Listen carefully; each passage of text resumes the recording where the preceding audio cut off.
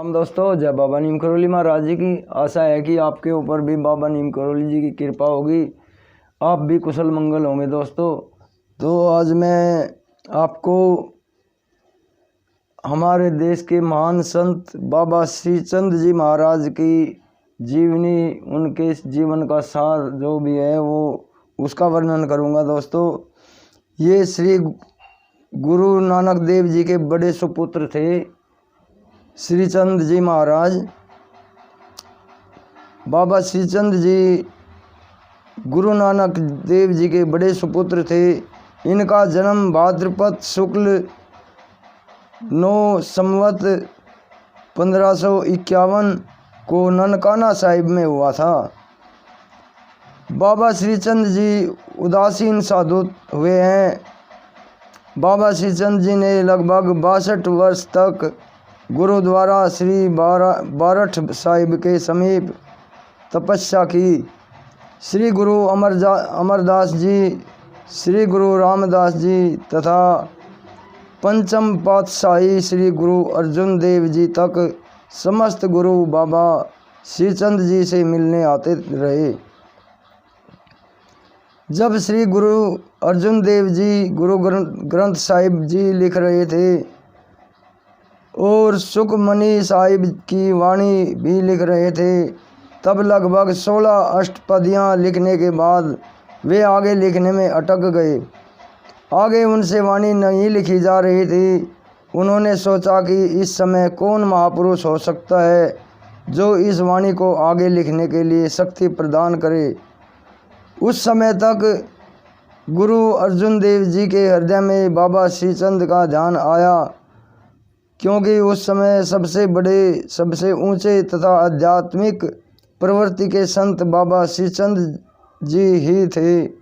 गुरु अर्जुन देव जी नंगे पांव अमृतसर से श्री बारठ साहिब आए। उस समय बाबा श्री चंद जी समाधि में लीन थे। उन्होंने समाधि से उठाना या बुलाना ठीक न समझा, क्योंकि समाधि में लीन संत को जगाना ठीक नहीं, यह गुरु मर्यादा के विरोध है। इसलिए गुरु अर्जुन देव जी समाधि वाले स्थान से लगभग 1 फलांग दूरी पर एक स्थान पर ठहर गए। वहाँ से प्रतिदिन नंगे पांव आकर समाधि के सामने थोड़ी दूरी पर हाथ जोड़कर खड़े हो जाते, शाम तक इंतजार करते और फिर चले जाते। इस तरह 5 महीने बीत गए। 5 महीने 13 दिन, और प्रतिदिन प्रातः आते और शाम को बाबा श्री चंद जी को समाधि में देखकर वापस चले जाते। जब एक दिन अचानक उनकी समाधि खुली तो अर्जुन देव जी को पहचान कर उन्होंने कहा, आओ किधर आए हो, यह दाढ़ी बहुत बढ़ा रखी है। गुरु अर्जुन देव जी नतमस्तक हुए और हाथ जोड़कर बोले, महाराज, यह दाढ़ी तो आपके चरण साफ करने के लिए है। तब बाबा श्रीचंद ने प्रसन्न होकर कहा कि इसी विनम्रता के कारण ही आप गद्दी के हकदार हैं, आपकी विनम्रता महान है। फिर गुरु अर्जुन देव जी ने आदर भाव से कहा, महाराज, मैं सुखमणि साहिब की वाणी लिख रहा हूँ, अलग अलग लेखकों की वाणी का संपादन भी कर रहा हूँ। सुखमणि साहिब की 24 अष्टपदियाँ लिखनी है, परंतु 16 अष्टपदियों के बाद वाणी लिखी नहीं जा रही। तब बाबा श्री चंद जी ने आशीर्वाद दिया, जिससे वाणी आगे लिखने में श्री अर्जुन देव जी को बल मिला। बाबा श्री चंद जी ने जिस स्थान पर तपस्या की थी वह स्थान बारठ साहिब से कुछ ही दूरी पर स्थित है।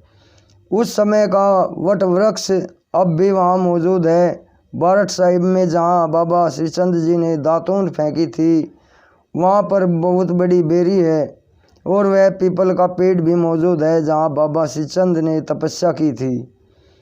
इतिहास में वर्णित है कि जब गुरु अर्जुन देव जी लोहे की गर्म चादर पर बैठे तो उस समय उन्होंने बाबा श्री चंद को याद किया। बाबा श्री चंद ने तपस्या करते हुए धूनी से जल रही लकड़ी को निकालकर पीपल में ठोक दिया। उधर जो लोहे की गर्म चादर के नीचे शत्रु आग जलाते रहे तो इधर वह पीपल ऊपर की ओर जलता रहा, और वह पीपल आज भी मौजूद है और जड़ से लेकर ऊपर तक आज भी जला हुआ है, साफ नजर आता है।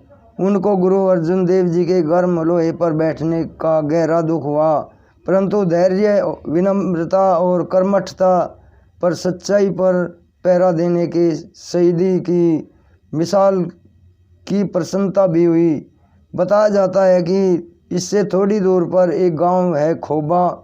उस समय वहां के लोग बाबा जी के पास आए कि इस गांव में पानी नहीं होता है, चारों ओर खोबा कीचड़ में ही रहता है। बाबा श्रीचंद ने वहां पानी की प्राप्ति कराई और उस गांव का नाम खोबा पड़ गया। एक बार बाबा श्रीचंद जी जंगल से गुजर रहे थे। एक लड़का शिकार खेलते हुए मिला। उसने कई जानवर मार गिराए। बाबा श्रीचंद जी ने उस लड़के से कहा, भाई तुम इन जानवरों को क्यों मार रहे हो, यह पाप है, और ऐसा करने से उससे मना कर दिया। परंतु वह लड़के ने कहना नहीं माना तथा शिकार खेलने के पश्चात वह घर चला गया। उसके पेट में इतनी तीव्र पीड़ा हुई कि वह मृत्युशैया पर लेट गया। वह लड़का उस क्षेत्र के एक पठान का पुत्र था। जब उसके पिता को शिकार वाली बात का पता चला तो वह बाबा श्रीचंद जी के पास दौड़ा हुआ गया, हाथ जोड़कर पुत्र के स्वस्थ होने की प्रार्थना की और क्षमा मांगी। तब बाबा श्रीचंद जी ने उसके पुत्र को जीवन दान दिया, इससे इलाका छोड़ने तथा उसे इलाका छोड़ने को कहा। वह पठान इलाका छोड़कर चला गया। उसके नाम पर पठानकोट शहर का नाम प्रचलित हुआ। जिस नाथ की गुरु नानक देव जी के साथ बातचीत हुई थी, उस चटपट नाथ ने बाबा श्रीचंद की शक्ति को आजमाने के लिए एक आम भेजा। उसका चेला जब आम लेकर पहुंचा तो बाबा श्रीचंद ने कहा कि भाई हम यहाँ 3 हैं, तुम आम केवल 1 लेकर आए हो। वह आम लेकर वापस चला गया। उस समय बाबा श्रीचंद के समीप श्री धर्मचंद, उनका भांजा तथा बाबा कमलियाजी बैठे थे। उस नाथ ने चेले को फिर एक आम देकर भेजा और कहा कि उनसे कहो कि नानक ने तो एक तिल कई लोगों में बांट दिया था, तुम एक आम तीनों में बांट सकते हो। चेले ने ऐसे ही बाबा जी को आकर कहा। यह सुनकर बाबा हंस पड़े और आम को निचोड़ दिया। जहाँ जहाँ आम के कतरे पड़े वहाँ आज भी आम के वृक्ष मौजूद हैं। बाबा श्रीचंद जी में असीम शक्ति थी। वे आध्यात्मिक शक्ति की सभी सीढ़ियाँ चढ़ चुके थे, जिस कारण उनकी एकाग्रता की गहराई समाधि का रूप ले लेती थी। 151 वर्ष की आयु के बाद वे यात्रा पर निकल पड़े और यहाँ से ममून गए। वहाँ पर लोगों की मजबूरी देखकर पहाड़ी से जल निकाला। उस पहाड़ी से आज भी जल निकलता है। उसके पश्चात वे चंबा की ओर चले। उनके साथ संगत भी थी। उन्होंने संगत को वापस भेज दिया। फिर आप कहाँ गए ये मालूम नहीं।